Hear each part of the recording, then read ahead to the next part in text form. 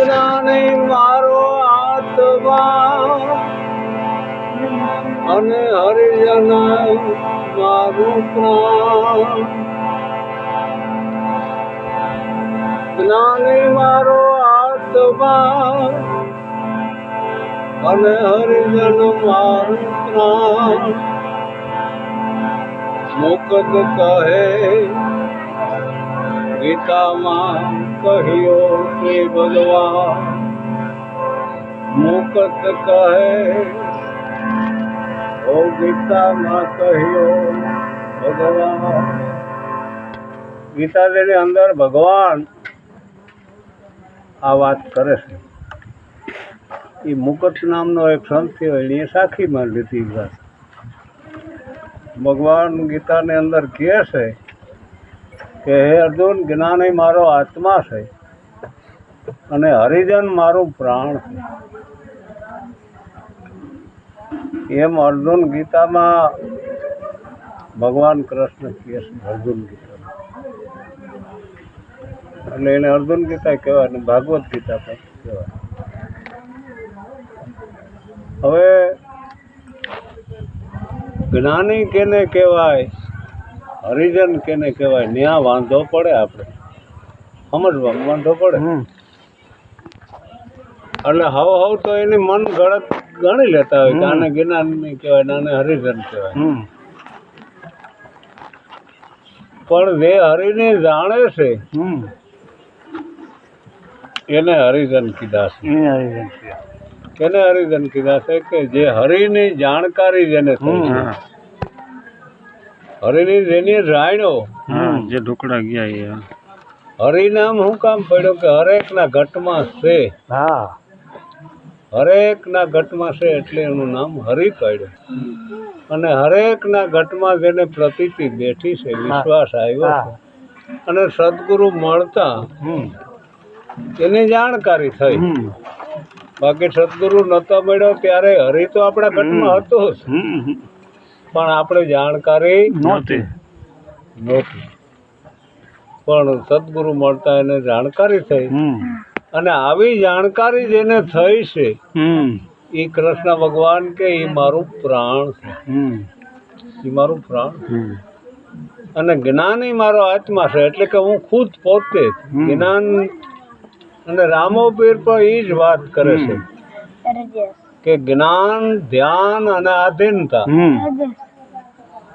જ્ઞાન, ધ્યાન અને આધીનતા જે દરગાહમાં છે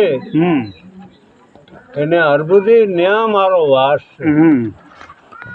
રામાપીર કે મને ગોતવો હોય તો ક્યાં ગોતજો કે જેનામાં જ્ઞાન, ધ્યાન ને આધીનતા છે ન્યા મને ગોતજો. અને ઈ દરગાહમાં મારો વાસ. એટલે સહજ રૂપમાં તો બધામાં છે. સહજ રૂપમાં તો ઝાડવામાં પડશે. નકર ઝાડવું વધે કેમ ન વધે? અને પાણી શોષણ કેમ કરે ઝાડવું ના હોય તો? સહજમાં તો ઝાડવામાં છે પણ મનુષ્યમાં વિશેષ છે. અને એમાં જે જ્ઞાનીમાં તો અતિ વિશેષથી પણ વિશેષ. કેનામાં? સહજમાં તો બધામાં છે પણ વિશેષ જ્ઞાનીમાં મારો કાયમી વાસ છે. ન્યા મળે તમે ગોતી લીધો ગોતવો હોય તો જ્ઞાની મારો આત્મા, હરિજન મારો પ્રાણ. મુકત કહે કે આ શ્રી હું મારા આપ જોડીએ નથી કરતો, પણ આ ગીતામાં ભગવાન શ્રીમુખે બોલ્યા છે. એટલે આ ભગવાનની વાત કીધેલી છે એ હું તમને કહું. બરોબર. શ્રીમુખે ભગવાને બોલ્યા.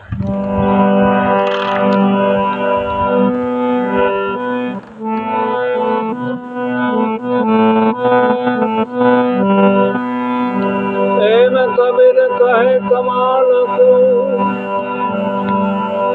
અને દો બાત શીખ લે. કબીર કહે કમાલ કો અને દો બાત શીખ લે. कर करने साहिब की बंदगी और भूखे को अन्न दे करने साहिब की बंदगी और भूखे को अन्न दे આપણી પરંપરામાં ગુરુ પ્રાણેલિકામાં આપણાથી 18મી પેઢી નાદ પેઢી બૂંદ પેઢી નહીં બૂંદ પેઢીના ચોપડા તો બારોટ પાસે હોય છે પણ નાદ પેઢીના કબીર સાહેબ આપણા 18મી પેઢી છે નાદ પેઢી નાદ અને બૂંદનું આ જગત રસાણું તો નાદ પેઢીમાં 18મી પેઢી કબીર સાહેબ થયા છે અને કબીર સાહેબને 2 સંતાન હતા કબીર સાહેબને ધર્મપત્નીનું નામ હતું લોહી માતા અને દીકરીનું નામ હતું કમાલી અને દીકરાનું નામ હતું કમાલ તો કબીર સાહેબ એ કમાલને કહે કે તારે જાજી જણઝેટમાં કાંઈ ના પડવું હોય જાજી કોઈ જણઝેટ માં ન પડવું હોય ને તું આવું બધું એટલું બધું જણઝેટ